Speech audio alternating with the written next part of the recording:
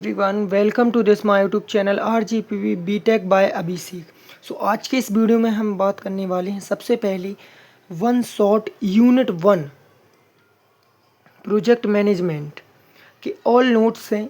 इसमें मैं आपके लिए पूरा एक्सप्लेन के साथ क्वेश्चन बताऊंगा कि क्या क्या है इसमें, कैसे क्या आपको लिखना है पेपर में, ठीक है। और प्रॉपर नोट्स हैं, सो आप देख सकते हैं और लिख सकते हैं, ठीक है।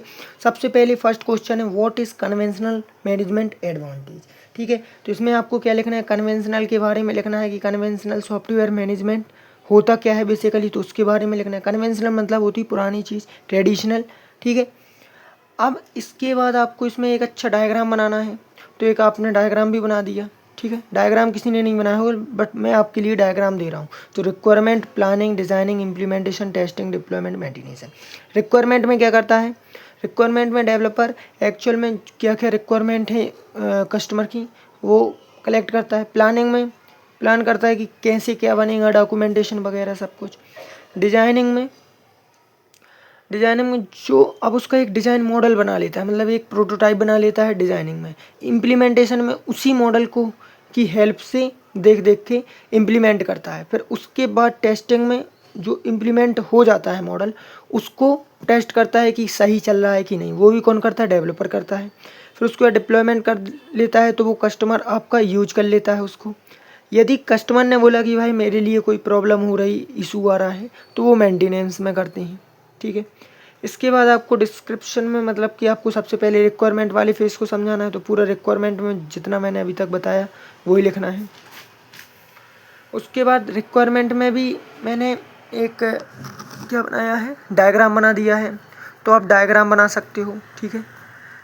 सेकंड फेज है प्लानिंग। तो प्लानिंग में अब नोट्स आपके लिए अच्छे विजिबल हो रहे होंगे, तो प्लीज़ गाइस आप ये पूरा देख लीजिएगा। यूनिट 1 का ऑल है, इसके अलावा कहीं से क्वेश्चन नहीं बन सकता, देख लेना, ठीक है। थर्ड इसमें जो है डिज़ाइन है, तो डिज़ाइन में मैंने बताया था एक मॉडल बना लेते हैं, मॉडल्स है ना, सिस्टम आर्किटेक्चर, डेटाबेस, इंटरफेस। तो ये डायग्राम है, ये आपका पूरा लिखा हुआ है, ठीक है।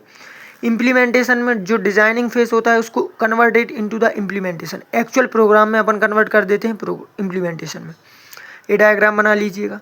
टेस्टिंग में क्या करते हैं, टेस्टिंग में अपन जो इम्प्लीमेंटेशन मॉडल बना था उसकी अपन टेस्टिंग कर लो, और क्या सही चल रहा है कि नहीं, तो टेस्टिंग हो गई। और आपको ये डायग्राम बना लेना है।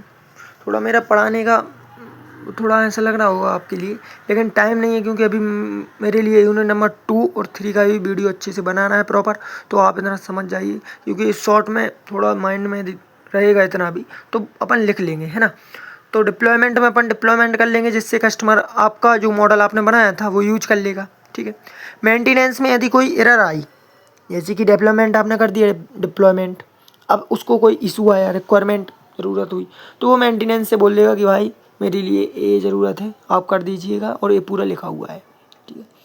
इसके बाद आपको ये डायग्राम बनाना है, एक नंबर का डायग्राम बनाओ। मेंटेनेंस में check software, find problem, find error, add change, test change, updated software, ठीक है। उसके बाद एडवांटेज की ट्रैक है EPC, MT, D2CS, QSR। E मतलब ईजी टू अंडरस्टैंड, P मतलब प्रॉपर प्लानिंग, C मतलब क्लियर रिक्वायरमेंट, M मतलब ईजी टू मैनेज, T मतलब ट्रैकिंग, D मतलब डॉक्यूमेंटेशन, D मतलब डेवलपमेंट, C मतलब क्लियर रिस्पॉन्सिबिलिटी, S मतलब सिस्टमैटिक डेवलपमेंट, S मतलब suitable for stable requirement, Q मतलब क्वालिटी कंट्रोल, है ना। S मतलब फिर से कुछ भी है ना, इजी रिपोर्टिंग, R, है ना।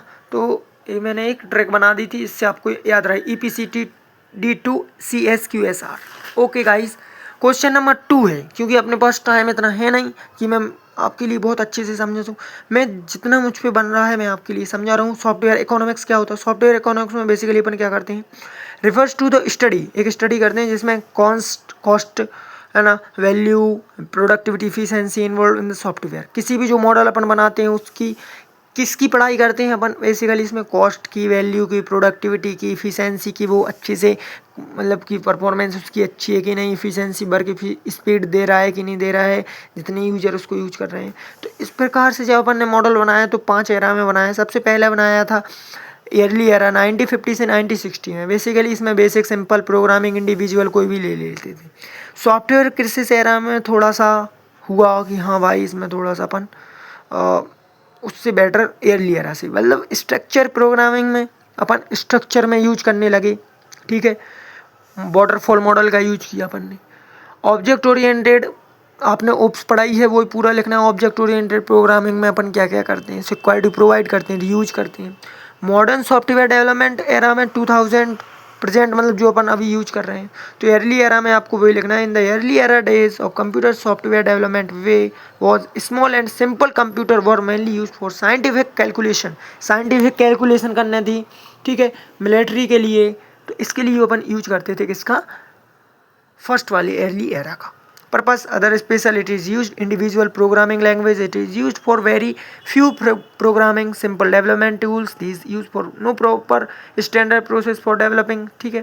फोकस क्या था कि फोकस था, मेन फोकस हार्डवेयर पे थी क्योंकि ये एक्सपेंसिव थी, जबकि जो आपका सॉफ्टवेयर था वो लेस इम्पोर्टेंट था इसमें, ठीक है।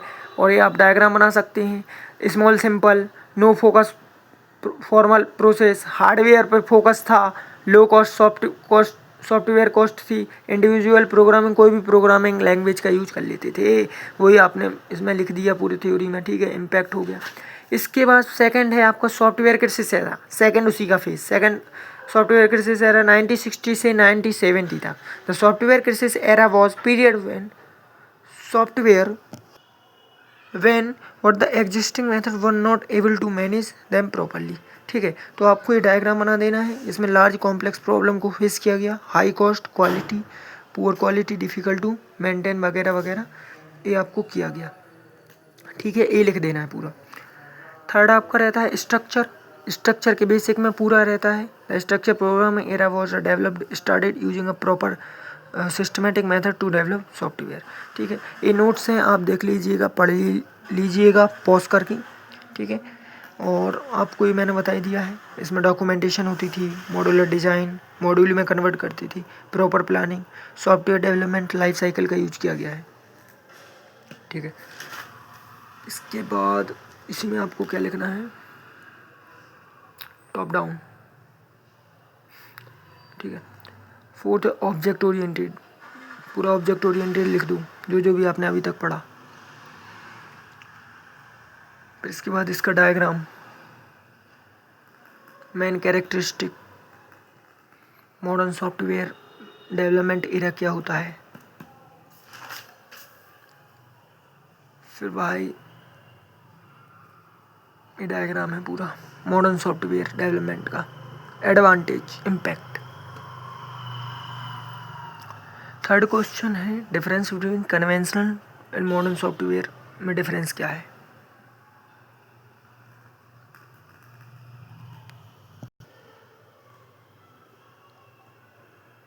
ये पूरा डिफरेंस है, 12 डिफरेंस है। यदि आप 10 भी लिख दोगे तो 7 नंबर पक्के हैं।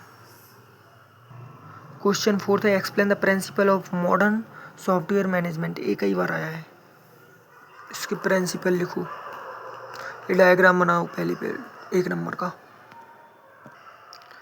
ये ऑब्जेक्टिव है। इसके principle of modern software management, iterative development, requirement management, risk management and continuous testing. इसके बाद है change management, team work, customer feedback, project monitoring, quality improvement, process improvement, main feature. उसके बाद एडवांटेज। क्वेश्चन नंबर 5 है explain how to improve software economic technique.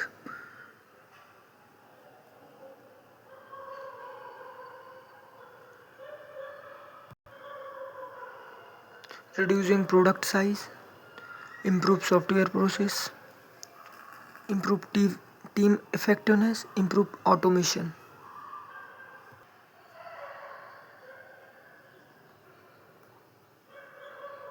Question number 7 है what are the key strategy. कौन कौन सी strategy है reducing product size to improve software economics.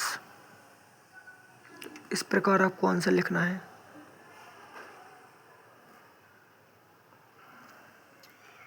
की strategies.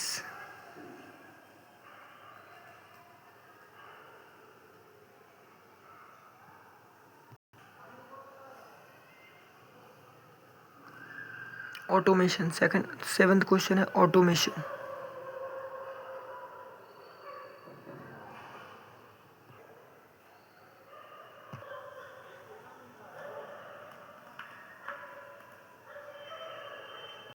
Question number 8 है explain the role of team effectiveness in software project management. Diagram बनाना है and role, ये role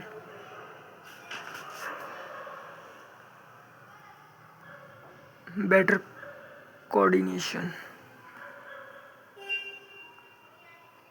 thank you guys, video कैसा लगा please like subscribe and share.